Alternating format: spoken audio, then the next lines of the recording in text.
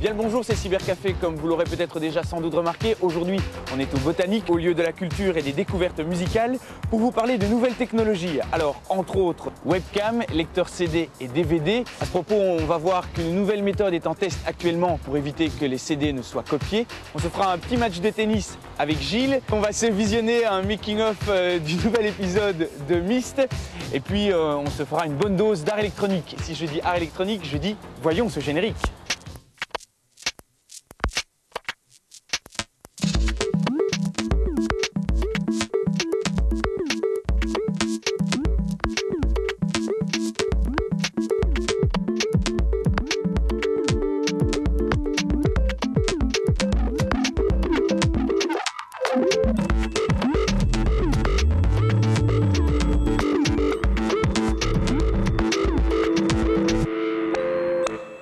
Salut Brice. Hey Raph, salut, comment ça va? Ouais, c'est rigole. Ouais. Plus efficace ou plus joli? Plus joli. Paul-Henri nous a rejoint dès le début de l'émission avec des claviers, plein de Mister choses. Gadget, tu es venu avec ta haute plaine. Oui, mais on arrive à la période de Noël, c'est normal. Alors on va commencer tout de suite par le gros machin. Vous vous souvenez qu'on a Je toujours... l'ai repéré tout à l'heure, il est pas mal celui-là. On a toujours des problèmes, DVD, moins R, plus R, Ouais. RAM, eh Moins bien... RW, plus RW. Oui, c'est fini.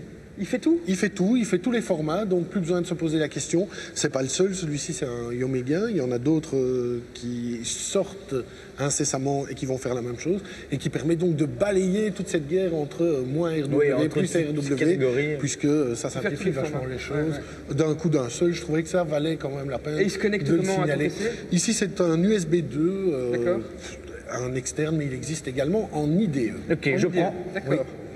Tu prends? Oui, Mais non, je prends. il faut un ordinateur, Raphaël. J'en prendrai tout à l'heure. Clavier, Clavier. clavier, Christian. plus efficace ou plus joli? Plus joli. Allez, je lis. Donc ce n'est pas Christian. La totale. Hop, hop, hop. Alors, Oula, c'est quoi ça? Alors, ça s'appelle le Dinovo. Ça, c'est une pure merveille du design. Logitech, tout le monde trouvait qu'ils faisaient des trucs, soit qu'ils détestaient, soit qu'ils adoraient. Ici, on est vraiment avec un clavier-souris, un système clavier-souris très particulier, Bluetooth, Ouais. ouais. en deux parties, vous le voyez, le pavé numérique une calculette, oui, détaché, est détachable. Donc, ça fonctionne par Bluetooth. La base Bluetooth permet de recharger la souris, puisque la volonté de Logitech est de faire des souris rechargeables et plus à pile. Et en plus, c'est un C'est plus accès... écologique. Oui, Et souris sans fil. En fait, sans celui-là. fil, oui, tout est sans fil, tout est Bluetooth. Et c'est aussi un access point Bluetooth pour le PC, c'est-à-dire qu'avec son téléphone portable Bluetooth qui fait des photos, on peut les envoyer sur son PC sans fil. Donc tu envoies tes photos à ta souris. En quelque sorte, à ta base de Ouais, souris. à la base de souris. Tout est connecté ensemble. Voilà. quoi. Tout se Oui, connecte tout est ensemble. connecté. Voilà. Donc comme ça, on a En passé plus, sur il est Bluetooth. sympa. Et alors la Alors, petite au niveau- calculette, elle a un écran, à quoi ça sert? Elle a un écran LCD qui donne la date et l'heure, c'est déjà pas Ouais, mal. ouais. Mais elle a aussi trois touches. Elle fait calculatrice tout à fait classique, mais elle a une touche nav. Et la touche nav, ça permet de naviguer dans ses répertoires multimédia sur son PC, où l'écran devient énorme avec des grandes lettres. On voit ma musique, mes vidéos, Ouais. on fait jouer et on a le titre qui apparaît là. Donc à 10 mètres de distance dans ton salon, tu peux déclencher la touche nav et choisir un morceau de musique que tu as envie Exactement. d'écouter. Il y a Ah, ça. Et une vidéo aussi, tu peux aussi Oui, lancer une une vidéo vidéo aussi. Des Ah, photos c'est bien. Des photos, tout ce qu'on veut. On peut naviguer sur tous les éléments multimédia. Il y a une petite touche média, hop, et ça fonctionne. Autre avantage aussi, c'est quand on reçoit un message par Messenger, il fait un tout petit tidit, Il te l'annonce. et puis il écrit qui écrit et le premier message qui est envoyé. Voilà, Donc, mais on pour sait répondre, qu'on tu peut- dois prendre l'autre clavier. Pour répondre, il faut prendre l'autre clavier. C'est juste Il n'est pas un trop système lourd, donc ça d'alerte. va, hein. Mais c'est au niveau look et au niveau design qu'il y a vraiment un effort qui a été fait et c'est vraiment très joli.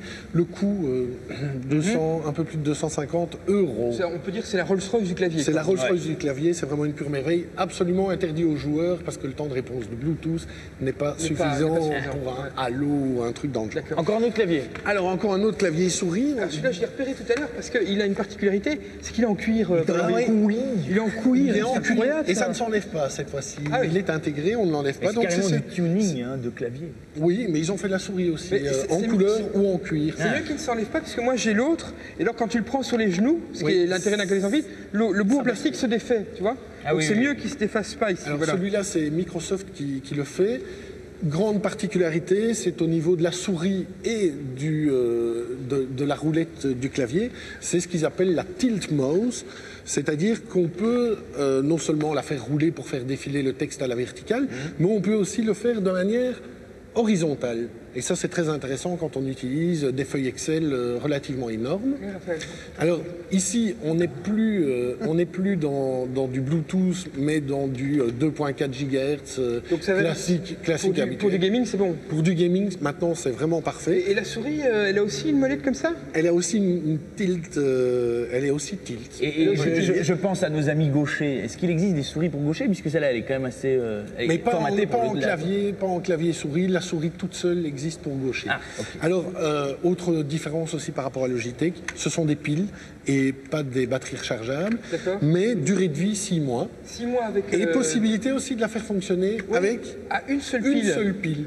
Parce que comme ça, si on tombe au cours de... une pile, il en reste une dans et ça tient encore 3 mois avec une pile. Donc c'est des piles qui se relaient, quoi. Elles vont donc ça, on est dans des concepts un peu différents. Et puis encore, dernier truc... Ils ont été mettre des touches ici, mail, web et messenger. Mais ça, on les trouve partout maintenant. Ah oui. Et par contre, ici, il y a des touches My Favorites. Et là, tu mets ce que tu veux. Et là, on met ce qu'on veut. Un document, un logiciel, n'importe quoi, et ça se programme très facilement. Une petite chose à ajouter sur ces merveilleux engins? 119 €. Voilà, je pense qu'on ne dira pas plus. En cuir, 119 €. Alors Brice, depuis cette salle de projection du Botanique, on va rester dans la technologie, mais on va partir dans la musique cette fois. En fait, on ne va pas vraiment dans la technologie parce qu'on va découvrir des instruments qui sont justement pas des instruments électroniques, des instruments de Tsukuba. Et c'est ça qui est amusant, c'est de voir quelqu'un qui crée de nouveaux instruments aujourd'hui, qui arrive à en faire... avec des influences manga japonaises. Ouais, voilà, un reportage de Laurentine. Il n'y a que Laurentine pour nous ramener des choses pareilles. T'as la télécommande? Ouais. Bah vas-y.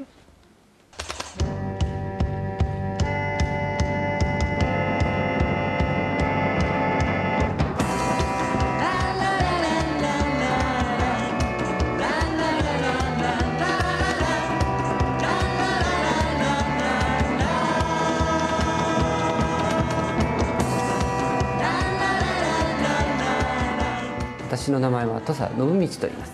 明和電機代表取締役社長です。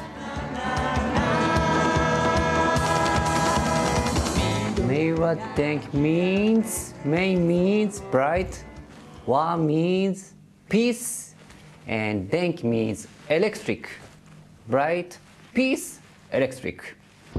Nobumichi Tosa a repris l'entreprise de son père, mais désormais, il ne s'agit plus de fabriquer des appareils électriques, mais bien des instruments farfelus comme la série Tsukuba qu'il présente sur scène dans un show qui s'approche plus de la performance que du concert.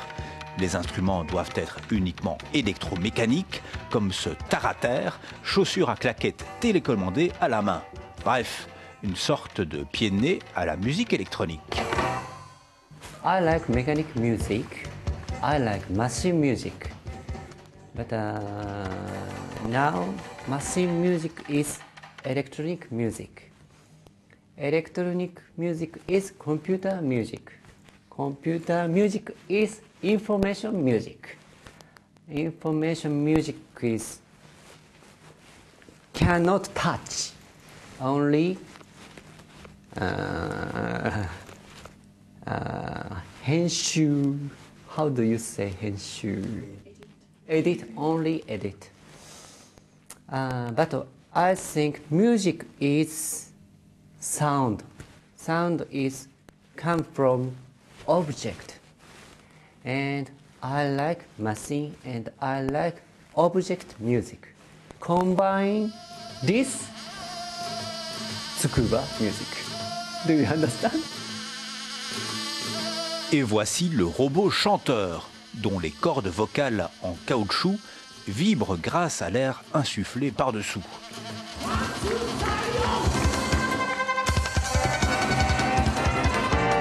Quant au Take d'Amaru, il s'agit d'un saxophone fabriqué avec des klaxons qui peuvent générer 6 gammes de sons particulièrement puissants, agrémentés de lumière vive clignotantes. En fait, nous sommes à la Maison du Japon à Paris. C'est dans le cadre de l'exposition Hommes et Robots que le concert de Meiwa Denki a eu lieu. On retrouve ainsi ces instruments exposés comme de véritables œuvres d'art. On y retrouve la poupée ventriloque, mais aussi le Pachimoku, un dispositif dorsal qui fonctionne grâce à des claqueurs de doigts électriques.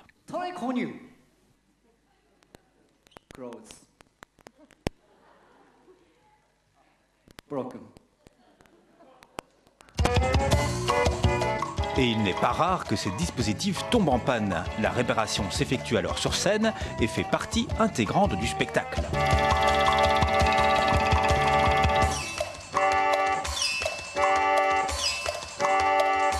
Il ne reste plus qu'à vous donner un conseil. Si vous entendez parler d'un concert de Maiwa Denki près de chez vous, n'hésitez pas, allez-y, défoulement garanti.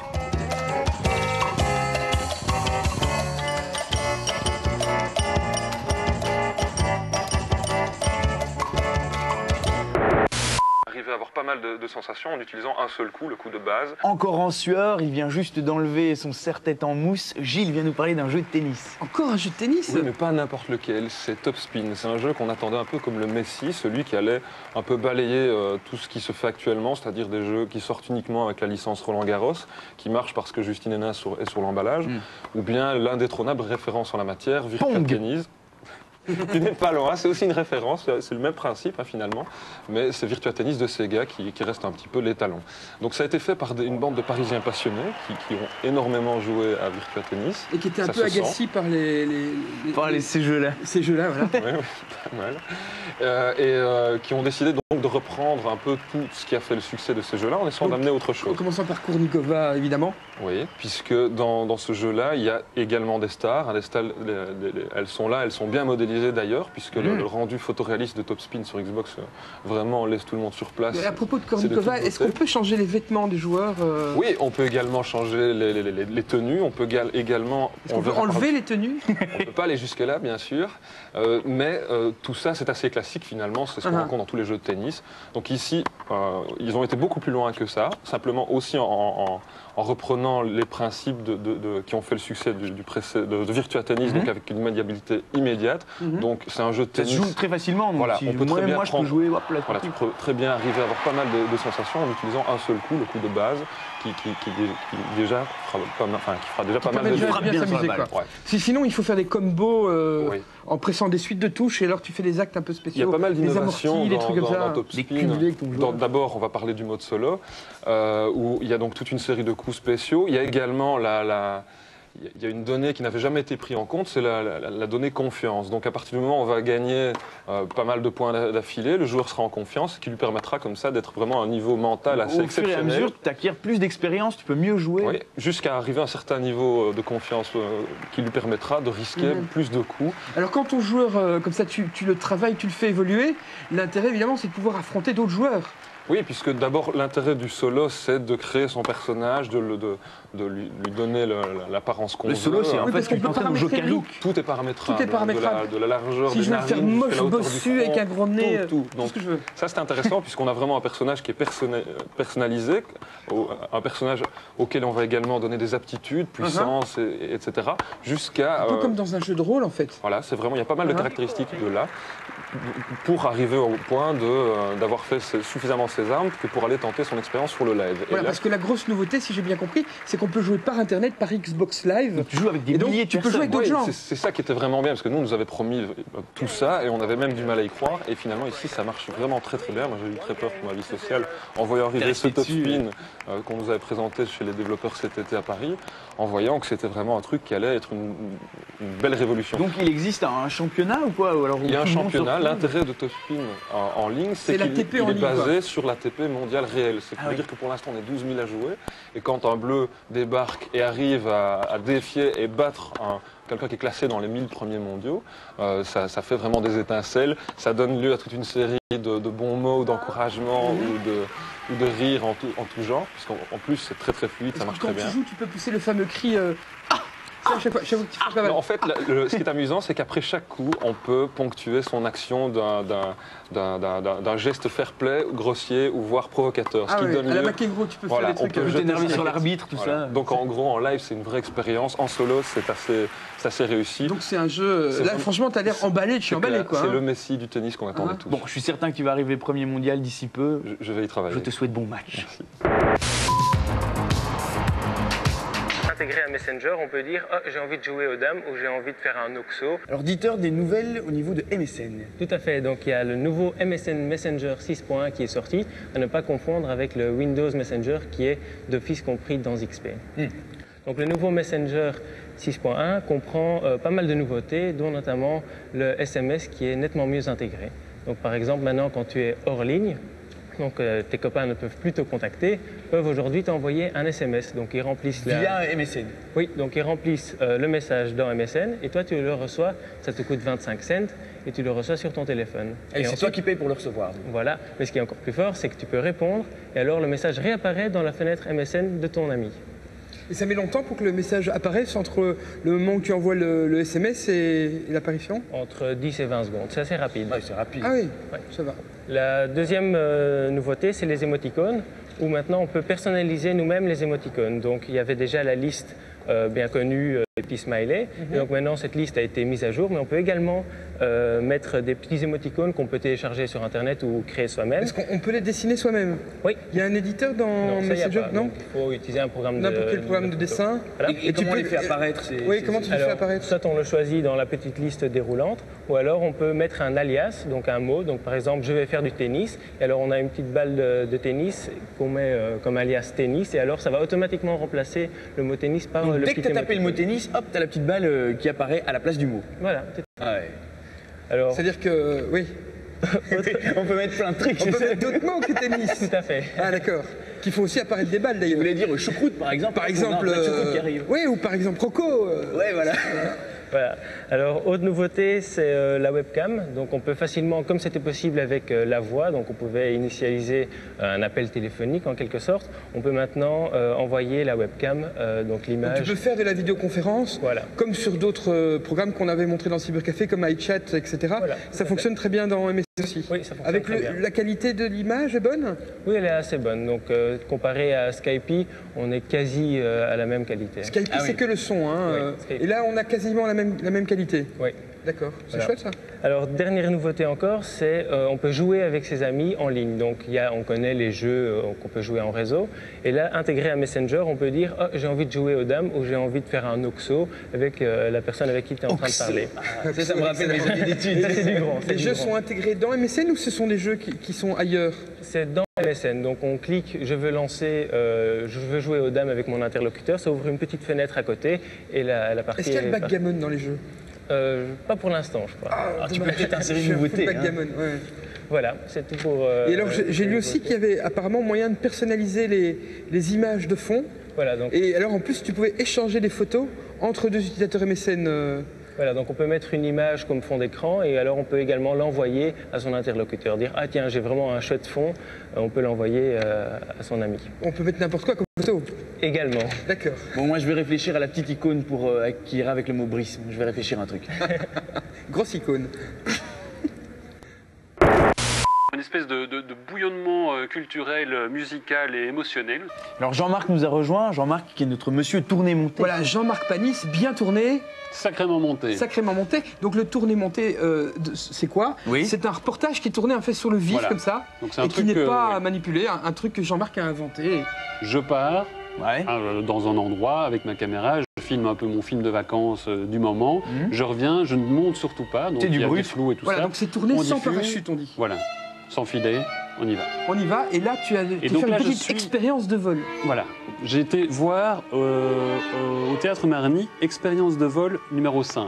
Ça fait un peu Huxley, tu vois, le nouveau titre de son dernier. Ça fait un peu ça, ou alors ça fait un peu création contemporaine, mais il ne faut pas que ça vous rébarbatise. Enfin, je ne sais pas si le mot existe, mais... Oui. Mais on l'a compris. Voilà, donc c'est de la musique contemporaine, puisque c'est un projet dans la clôture des Net Days qui mettait en scène l'ensemble de musique nouvelle, Hardzoy Studio et des VJ, pour une espèce de bouillonnement culturel, musical et émotionnel. Parce que moi j'ai trouvé ça assez émouvant. Qui a donné lieu donc à une représentation de 5 pièces de musique D'accord. contemporaine. Oui, parce qu'on voit un petit peu les images, et on voit aussi bien des contrebasses et des violons que des ordinateurs Que des en laptops. train de faire tourner des Voilà. logiciels comme Max MSP Voilà, c'est ça. de musique contemporaine, donc c'est un mélange étrange. C'est un mélange étrange, mais c'est la volonté de Jean-Paul Dessy, qui est monsieur Musique Nouvelle. Donc Musique Nouvelle, c'est pas nouveau, hein, c'est un truc qui a été créé dans les années 60, donc en pleine création de musique contemporaine.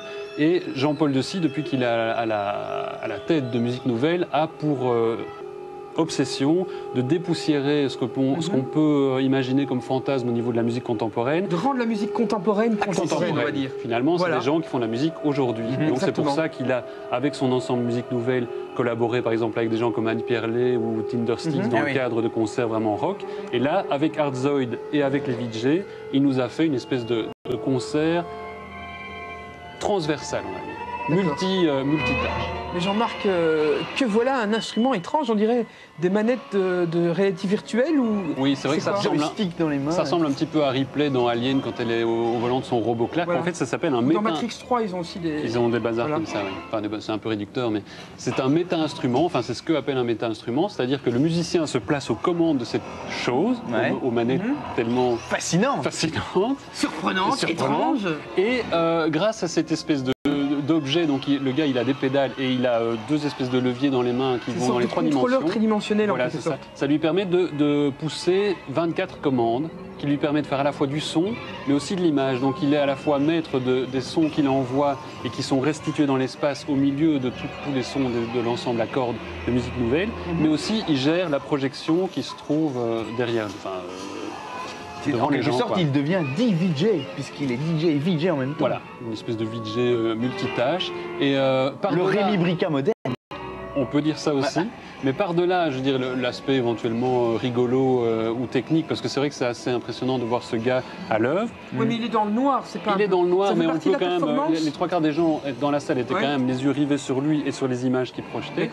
Il découle de cette espèce d'expérience musicale une vraie émotion. Et là, je trouve que le pari de Musique Nouvelle, c'est la grande question. Est-ce que c'est mélodieux, est-ce que c'est émouvant, ou est-ce que c'est, une fois de plus... Ça parle à ton mélodieux, je n'irai pas jusque-là, mais émouvant, oui, dans la mesure où c'est vraiment une expérience totale, parce que quand on a genre 8 ou 9 violons, 2 contrebasses, une percussionniste qui jouent ensemble, qui sont vraiment des très bons musiciens, qui n'hésitent pas à y aller avec leurs instruments, il y a quelque chose de physique qui se passe, on sent vraiment la musique vivre, et quand lui en plus envoie ses nappes, je trouve qu'il se passe enfin quelque chose, il se passe quelque chose de vraiment croisé et de vraiment nouveau. Donc l'électronique apporte quelque chose en plus? Clairement, oui. Donc c'est une expérience de vol qui a décollé quelque part? Je dirais ça.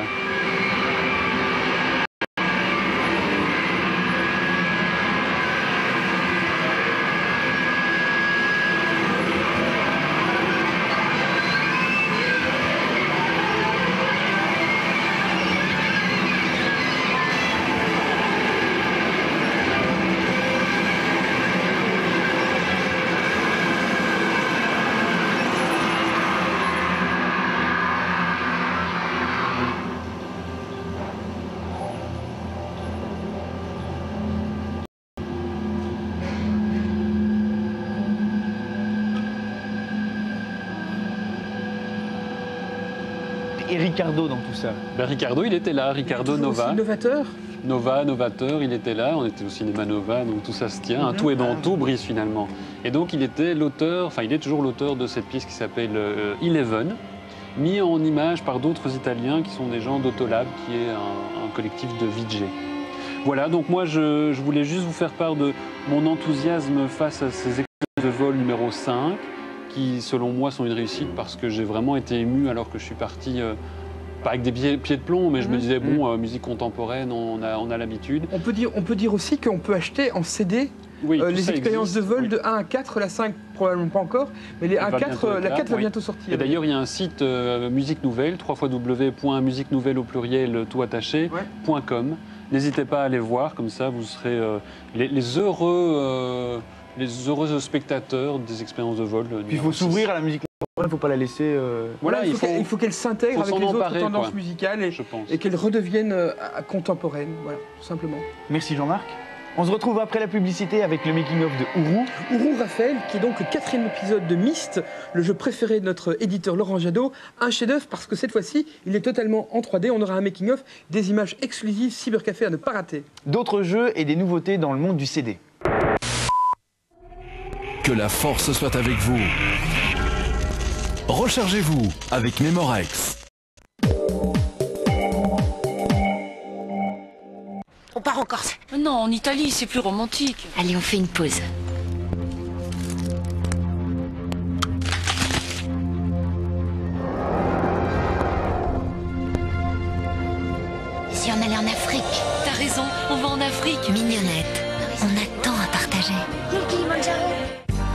je souhaite un joyeux anniversaire à Côte d'Or.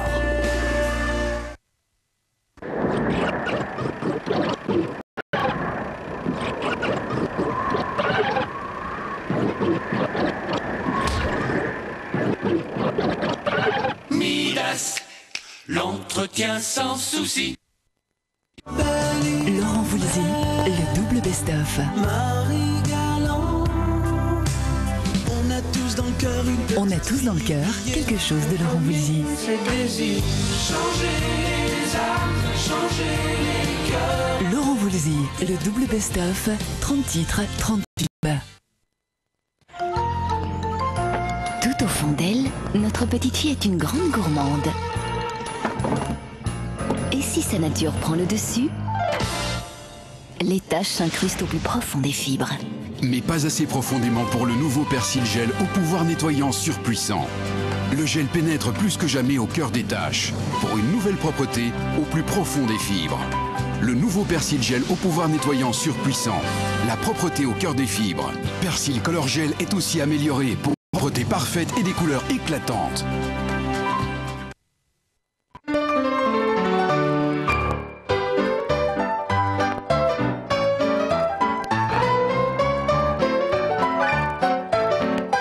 Aujourd'hui, pour être soulagé des hémorroïdes dès la 5e minute, il n'y a plus de secret. Cryochrono. Cryochrono hémorroïdes agit dès la 5e minute.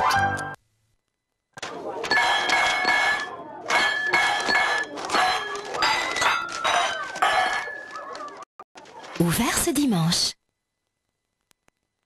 Venez vivre un moment féerique au marché de Noël, au cœur d'Anderlecht, place de la Vaillance. Un moment parfait pour dénicher le cadeau idéal. 3 jours merveilleux. C'est le marché de Noël d'Anderlecht, place de la Vaillance.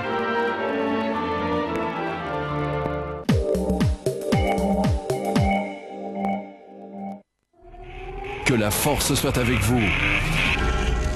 Rechargez-vous avec Memorex.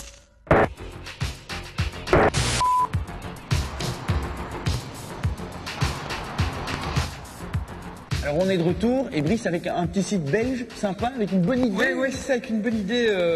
En fait, tu vois le calendrier Pirelli avec les femmes, tu vois, Oui, qui pour la première fois a été retravaillé en numérique. En numérique, tout à fait. Ouais. Et qui d'ailleurs, on peut le voir gratuitement sur le site de MSN, je crois, justement. Oui, Bah, c'est voilà. l'air. Eh bien, si vous voulez faire votre propre calendrier, non pas avec des bombas, mais je sais pas moi, avec des photos de nature, ou des photos de votre famille, ou des photos de votre entreprise, etc. Il y a un Des photos site des internet mecs qui montent les pneus. ou des rugbymen. Ouais. Ah ouais, et Raphaël à poil. Non, mais donc avec n'importe quelle photo, finalement, il y a un site internet qui vous permet d'aller uploader vos photos sur le site, un peu comme dans les labos de développement de photos numériques, tu vois. Là, tu peux uploader tes photos, tu peux créer des événements dans un calendrier, par exemple la fête de ton anniversaire, ou si c'est pour une entreprise, la fête de fondation de l'entreprise, ou toutes sortes de fêtes que tu mets dans un calendrier, tu vois.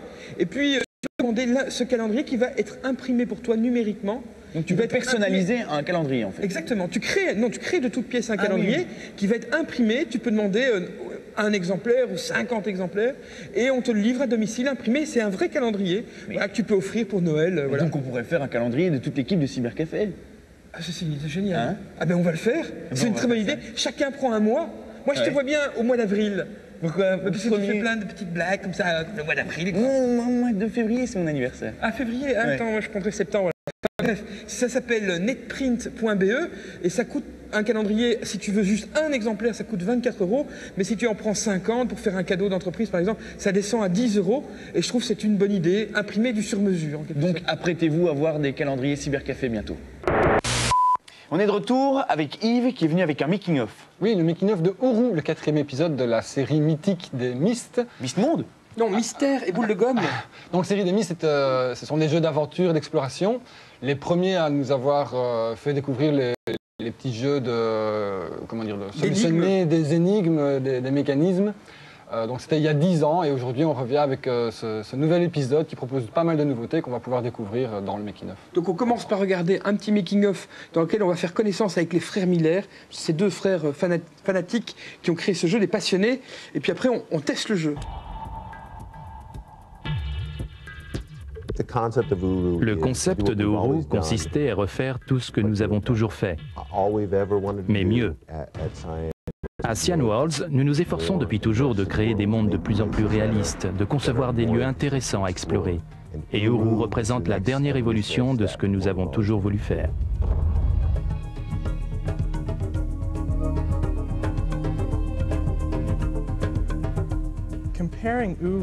Il est difficile de comparer Uru à d'autres jeux disponibles sur le marché, car nous cherchons à faire quelque chose de complètement nouveau, quelque chose de différent. Uru est un jeu basé sur l'exploration. Il repose sur la richesse de ses environnements, sur la précision de ses mondes, et aussi sur l'histoire du peuple qui vivait dans ces environnements.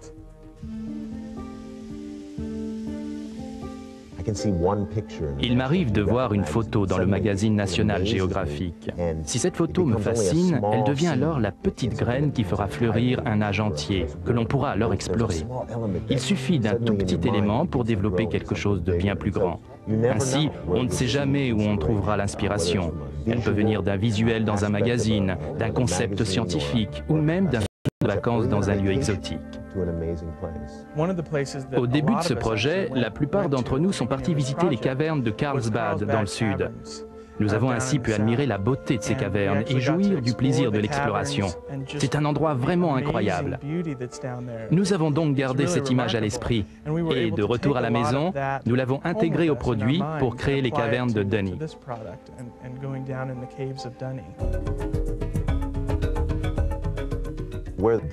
L'idée derrière Uru est la suivante. Que se passerait-il si on découvrait une civilisation souterraine inconnue des gens de la surface? Une civilisation qui aurait survécu pendant près de 10 000 ans et qui se serait éteinte pendant les 100 ou 200 dernières années. Une civilisation dont il ne resterait que les ruines. Tout ça serait bien mystérieux. Il y aurait évidemment de nombreux éléments de cette civilisation que nous ne comprendrions pas.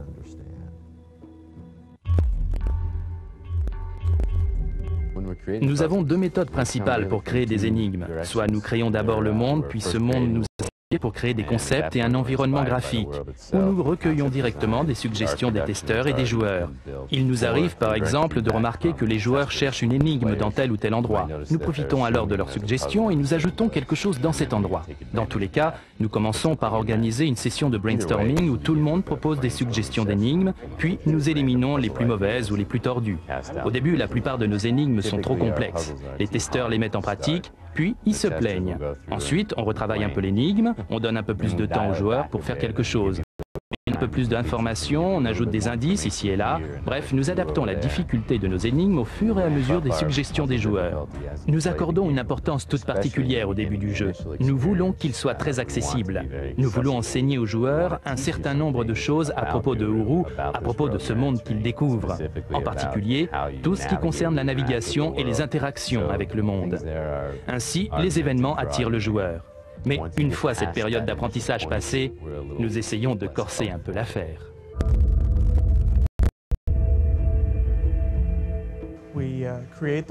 Nous créons les modèles en fil de fer par ordinateur, puis nous leur appliquons des textures comme si on les peignait pour leur donner l'aspect d'un matériau comme le bois ou le métal.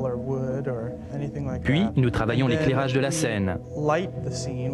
Nous assemblons tous ces objets, puis nous les éclairons un peu à la manière d'un réalisateur de cinéma. La création d'un monde en temps réel est une aventure nouvelle pour nous. Jusqu'à présent, nous avions l'habitude de créer des mondes incroyablement détaillés, composés de millions de polygones extrêmement complexes. Mais l'environnement en temps réel nous a obligés à réduire le nombre de polygones et la taille de nos textures. Nous avons donc pris soin d'optimiser chaque texture, chaque objet pour maintenir un niveau de qualité toujours très élevé. Et le résultat apporte une immersion encore plus grande que dans nos produits précédents, car le monde est plus dynamique. Il tourne autour du joueur, qui peut alors le traverser de part en part.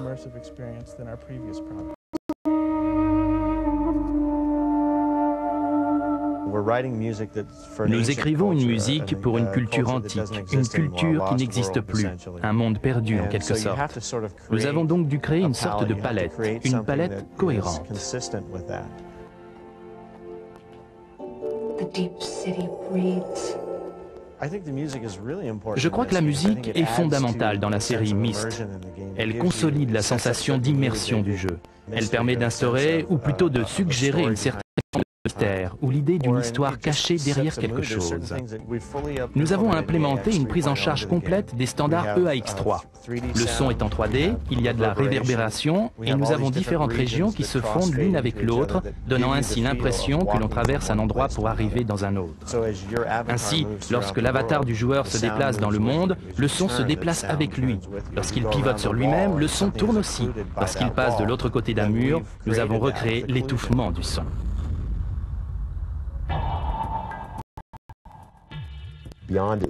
L'avenir de Uru est Uru Live.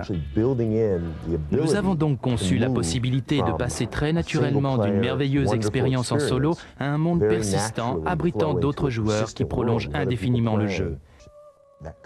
Il nous semblait naturel d'intégrer cette fonctionnalité, mais assurer ce genre de réalisme nous a demandé des efforts considérables. Alors, comment fonctionne le live? On peut s'inscrire? Est-ce qu'on peut tout de suite s'inscrire à Quand tu achètes le jeu, tu peux t'inscrire à une durée de plusieurs mois d'essai gratuit. Après, ce sera payant. Ce sera sûrement entre 10 et 15 euros, comme la plupart des jeux online, un monde persistant. Et il y a déjà beaucoup de monde qui est dans ce monde persistant? Ça a commencé depuis peu de temps, donc il y a plus ou moins 15 jours que ça a commencé. Pour le moment, ils intègrent progressivement de nouveaux joueurs. Donc actuellement, quand tu t'inscris, il y a toujours un délai d'attente de, je veux dire, au moins une dizaine de jours avant de pouvoir vraiment rentrer dans le monde online. Le monde online qui en fait est constitué d'une ville au cœur même des différents mondes d'ennemis, parce que la civilisation s'appelle les dénis. Dans cette ville, tu as des quartiers qui sont un peu comme des guildes dans les autres jeux online. Et à partir de là, tu peux partir dans de nouveaux mondes, de nouveaux âges créés par les dénis. Alors ces nouveaux mondes vont être mis à jour tous les mois. Donc progressivement, quand tu joueras en ligne, tu pourras aller découvrir de nouveaux décors, de nouveaux mondes. Les développeurs nous promettent de nouveaux mondes chaque mois. Parfois des mondes que tu pourras jouer seul, totalement seul, comme on jouait déjà à Myst à l'époque, il y a 10 ans.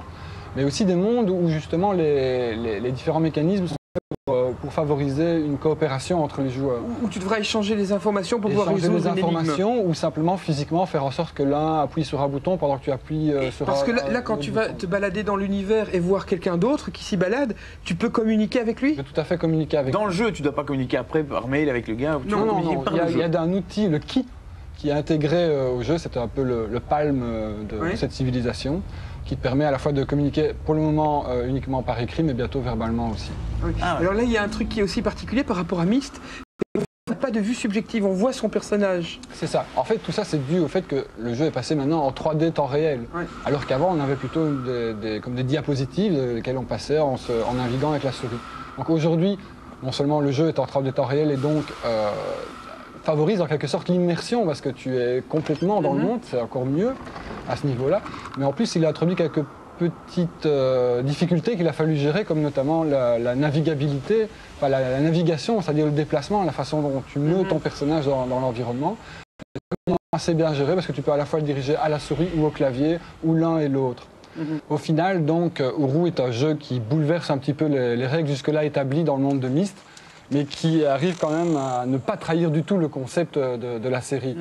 Il garde des graphismes qui sont vraiment merveilleux, somptueux.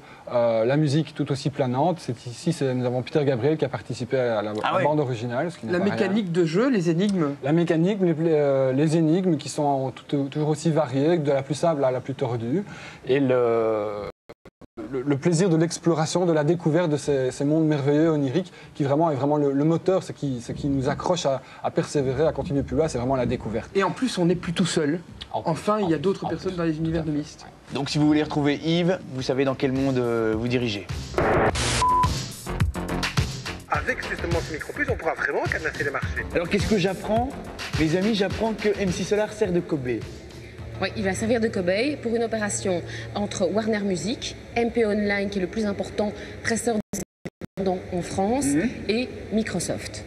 Donc il y a une belle opération commerciale. On a distribué 300 000 CD échantillons, comme on distribue des échantillons de produits de beauté, pour goûter, pour pouvoir déguster à l'avance son CD audio qui est sorti donc le 1er décembre. Ouais. Alors la particularité, c'est que à la date du 1er décembre, il se transforme en citrouille, il est illisible. Et en plus, on n'avait droit qu'à 14 écoutes des fichiers à l'intérieur. Alors comment ça marche? On écoute un petit peu de MC Solar et puis là on te dit ah maintenant tu peux plus. Voilà, on peut que 14 fois et à une certaine date, il était périmé en quelque sorte. Alors en fait, c'est là c'est une très belle opération marketing, ça a très bien marché et ça a permis à tester à grande échelle un nouveau système de sécurité qui a été mis en place par MPO, par Microsoft et par Warner. C'est aussi un bel exemple d'utilisation très restrictive d'un produit que l'on achète. Donc on a là une belle restriction du droit du consommateur à pouvoir jouir de son CD et l'écouter où il veut, puisque là, le CD, on peut l'utiliser que sur PC, avec système d'exploitation Windows, avec Windows Media Player et patati et patata. Donc c'était hyper réduit. Alors comment ça marche? Eh bien, dès qu'on mettait le CD-ROM dans son PC, ça allait coller automatiquement sur le disque dur un petit mouchard, un tout petit programme qui va installer une boucle de comptage. Et à partir d'une certaine date ou après 14 écoutes, le mouchard se transforme en sabot, comme le sabot d'une voiture. Genre, hop, on ne peut plus l'écouter. On ne peut plus.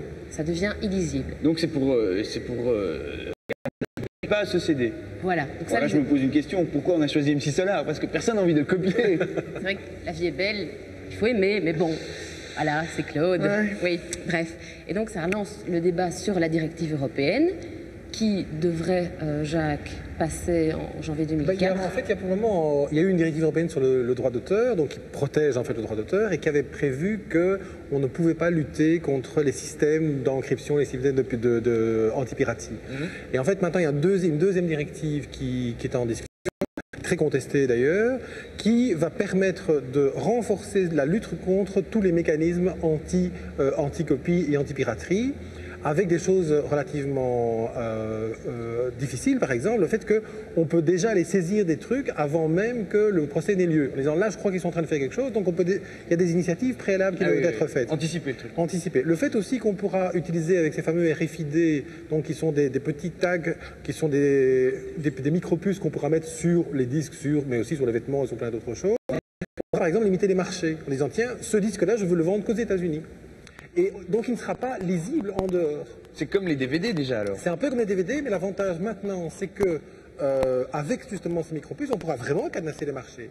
Et ça peut aller même jusqu'au fait que si un Américain décide de te vendre un DVD américain, et que toi tu l'achètes, vous serez tous les deux pénalement responsables et soumis à cette directive parce que ça sera un mécanisme que vous auriez organisé pour contourner en fait ce type de protection. Par exemple, pour MC Solar, le CD promo, on ne va pas pouvoir, on n'a pas eu sur le marché belge. Parce que Warner Belgique a dit, là ça va coûter trop cher comme opération marketing.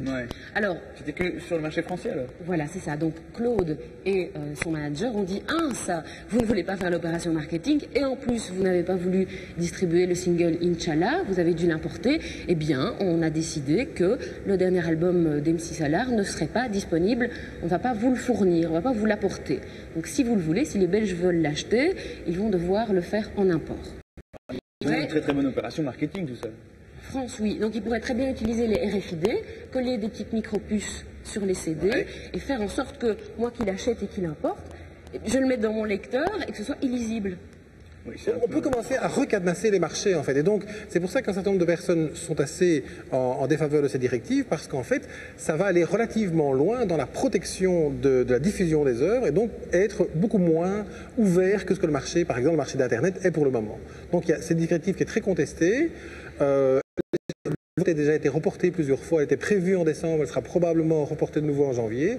Donc il y aura de nouveau pas mal de gens qui vont se battre, en tout cas pour l'améliorer. Donc on peut concevoir que lutter contre la piraterie est une bonne chose, mais on a un peu l'impression que cette directive va un petit peu trop loin. Et ce qui est inquiétant aussi, c'est l'IFPI, c'est-à-dire donc c'est la Fédération internationale de l'industrie phonographique, qui peut par exemple aux États-Unis obliger les ISP, c'est bien ça, les fournisseurs d'accès Internet, à fournir ton adresse, ton fichier, si tu es un internaute et que si tu es pirate. Oui, on te reconnaît quoi. Bon, si la directive passe, ça pourrait donner plus de poids à l'IFPI pour obliger à faire ce type de choses chez nous. Ou des lois aussi coercitives comme aux États-Unis qui permettent donc ça, d'obtenir les fichiers, n'existent pas encore.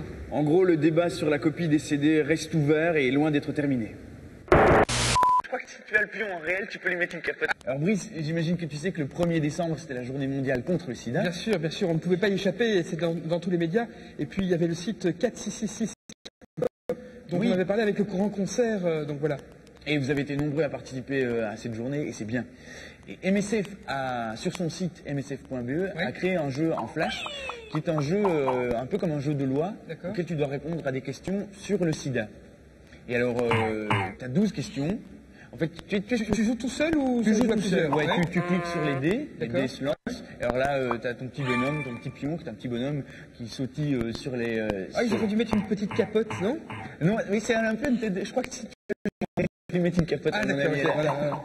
Donc il bouge sur les cases. Ouais, et alors suivant la couleur des cases, eh ben, c'est des thèmes, quoi. Le sida dans le monde, la progression de la maladie. Voilà, en fait, c'est ça. Et alors, plus vite tu vas répondre à la question, plus tu auras de points. Donc des gélules, c'est des petites gélules que tu obtiens. Alors moi j'ai joué... C'est des trithérapies en fait. Oui, c'est ça. Tu obtiens des petites gélules.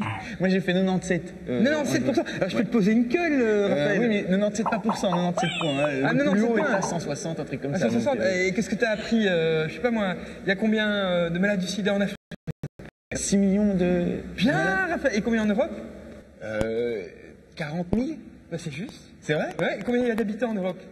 300 millions. 340. 340, ouais, c'est...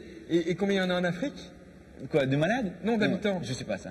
Ah ben moi non plus, c'est une bonne question. J'aurais bien voulu voir le rapport parce qu'on se rend compte que c'est une maladie pour l'Afrique, c'est terrible quoi. Donc en fait, à ce jeu, ce que tu gagnes, c'est plus de la connaissance qu'autre chose. Quoi. On gagne, si tu es dans les 10 premiers, tu gagnes un t-shirt et un CD.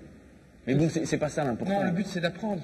C'est d'apprendre en s'amusant, on va dire. Voilà, c'est ça. Ouais. Donc allez-y, c'est www.msf.be. Bien sûr, ouais, mais j'aimerais juste comprendre ce qui est arrivé. Bien, vous m'avez laissé. Vous êtes allé au sous-sol. Je sais pas. Que faites-vous? Ils ont été chercher les services de Vincent Cassel pour faire les voix. On reste dans le jeu avec Gilles. Oui, Ghost Hunter, qui est la nouvelle superproduction de Sony, faite dans les studios londoniens, qui fait un petit peu des jeux très européens, on va dire, assez ciblés. Ici, ils ont essayé de faire un jeu entre Resident Evil et tous les jeux de Survival Horror.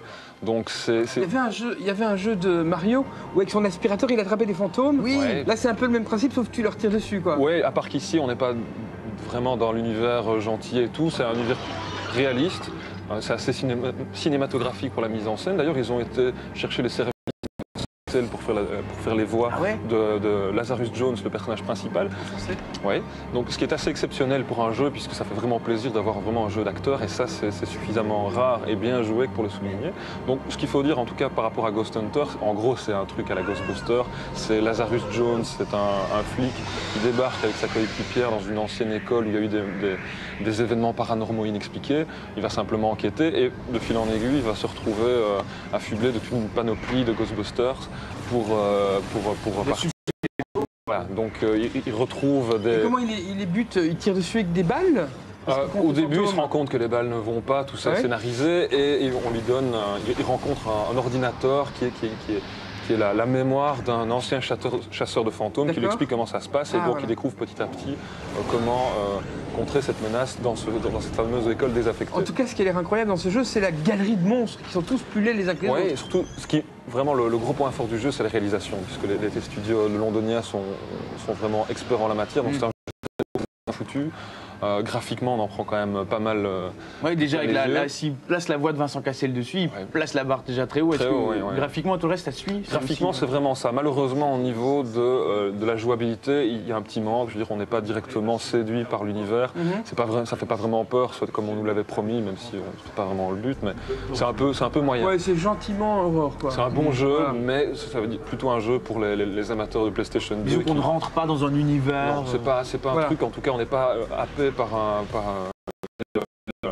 la coéquipière de Lazarus Jones comme on a vu au début de la séquence. Donc c'est sympa, mais on va pas retenir ce jeu. Une excellente réalisation, mais un jeu assez moyen. Alors j'aperçois des images que j'ai déjà vues, donc ça va pas être tout jeune. Non, justement, c'est le retour de Mario Kart. C'est des images de la GameCube, ça c'est ce que tu m'avais dit. C'est un petit historique de Mario Kart pour une petite entrée en matière pour saluer la nouvelle version du jeu sur GameCube.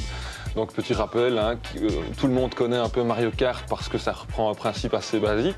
C'est sortir Mario de son univers, toutes les inconnues. Sortir de ses égouts. Voilà, oui, pour l'amener dans un kart avec tous ses amis. Donc tout le monde sait qu'un plombier au volant, c'est pas ce qui conduit le mieux. Hein. Donc ici, un geek. Ce qui avait fait le succès de la série, c'est que ça proposait finalement quelque chose d'assez simple, d'assez immédiat, dans un univers connu, qui plaisait à la fois aux hardcore gamers qui allaient retrouver une connivence, enfin ça établissait une connivence entre les gens qui avaient joué avec Mario et le grand public simplement par une course de cartes. Par les couleurs et par une maniabilité de carte. Le grand public quand même jeune, hein, parce que le dire c'est pas un truc que tu joues à 4 ans. Puis ça fait pas 25 ans que c'est sorti non plus. Voilà. Donc Mario Kart revient, comme toute bonne console, Nintendo se doit d'avoir son expérience et propose ici comme nouveauté la possibilité d'avoir 2 pilotes. Puisqu'évidemment c'est le même principe, c'est Mario et tous ses amis, donc tous les gens qu'on a connus. Il y a quand même pas mal de protagonistes et ça permet de faire des couples pour piloter ces fameuses cartes dans des circuits tout aussi rock'n'roll les uns que les autres. Et est-ce qu'on peut jouer en réseau, jouer à plusieurs sur le même circuit? Oui, donc il y a différents modes de jeu. L'intérêt d'être à 2, c'est qu'il y a d'abord, on peut aborder comme une simple course de cartes. L'intérêt d'avoir 2 personnages, c'est que chacun des 2 personnages a des bonus qu'il pourra envoyer à la figure des autres concurrents. Ah oui, c'est des petits objets, des bananes, des fruits, des trucs donc comme quand ça. on prend Donkey Kong, par exemple, il est plus porté sur les bananes qu'un Mario, ce qui permet de faire glisser les autres. C'est un peu comme les films Cannonball à l'époque où ils se tapaient dessus pour... Ouais, c'est ça, où ils se tapaient dessus pour gagner la course à tout prix, quoi. Ouais. Donc ici, il faut choisir un peu, on peut faire des associations un peu diverses. On peut associer Mario avec son ennemi juré Wario.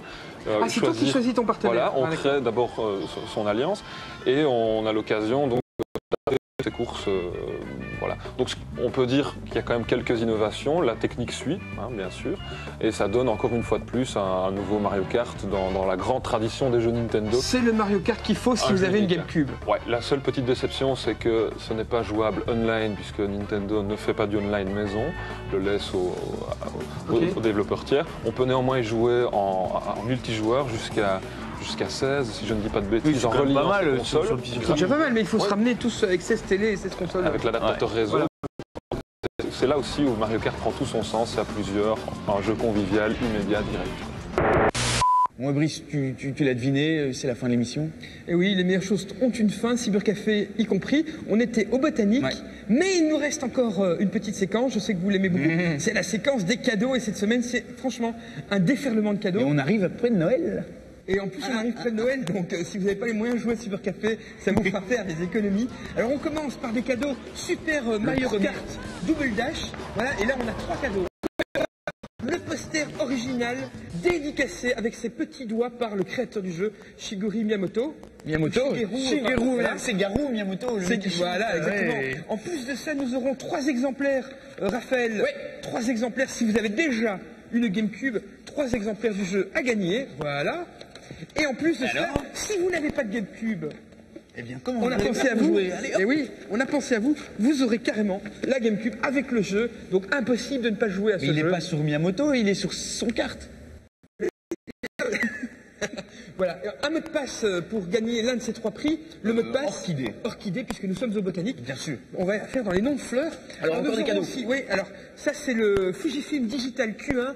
Offert par PhotoHall, un appareil photo numérique 2 millions de pixels, minuscule, qui a la forme d'un œuf, tu le pends autour de ton cou, tu peux mettre des cartes mémoire, il y a les mégas dedans, c'est super cool, c'est super branché, il existe en blanc ou en noir. Nous on a malheureusement que le modèle blanc, mais on en a 3 à vous offrir. On peut faire de la vidéo avec ça, c'est ça? On peut faire de la vidéo aussi. Ouais. Bien vu, hein. Alors, 3 exemplaires. Alors, mot de passe. On va faire Tulipe. Tulipe, pas mal. On va rester dans les fleurs. Alors nous aurons aussi 3 mois d'abonnement ADSL gratuit avec le modem offert par Tiscali, mot de passe. Géranium. Nous aurons aussi à gagner 5 exemplaires pour votre Xbox du jeu Top Spin, donc un jeu de tennis absolument fabuleux, le meilleur. Top Spin, 5 exemplaires à gagner. Mot de passe. Marguerite, simplicité. Simplicité, ok. Et on termine par bien un petit concours sur le site de Cybercafé. 600 webcams Logitech, donc il y en a presque pour tous nos spectateurs à gagner sur le site de Cybercafé. Vous verrez, il y a un lien et c'est offert par MSN. Voilà, bonne chance. Un petit mot de passe aussi pour celui-là ou pas? Non, là il n'y a pas de mot de passe, c'est sur le site de MSN. Ok, nickel. Eh bien, à la semaine prochaine. À la semaine prochaine. Restez connectés. Bye bye.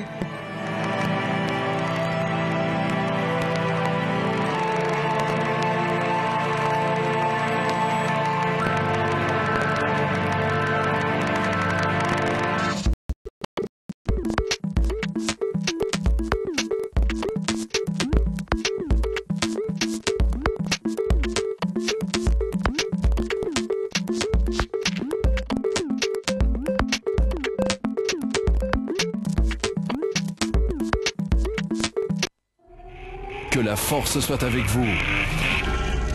Rechargez-vous